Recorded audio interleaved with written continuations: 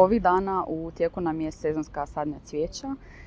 Sadimo mačuhice, tratinčice, tulipane u raznim bojama na raznim površinama u gradu Bjelovaru.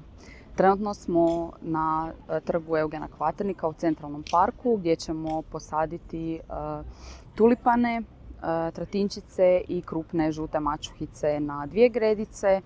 Na gredici kod spomenika samo tulipane i novost je što prošle godine nije bilo tako, na gredici kod pošte ili gradske uprave posadit ćemo kombinaciju tulipana, belisa i mačuhica. Sadimo također na svim ostalim lokacijama gdje imamo cvjetne gredice, na svim kružnim tokovima, na gredicama na Ivi Šleboviću, Ivana Gundulića, Krste Špoljara i ostalima, ali i uz sadnju također obavljamo i sve radove koji su nam aktualni, kao što je grabljanje, i dalje košnja na nekim površinama, okopavanja, čišćenja i sl.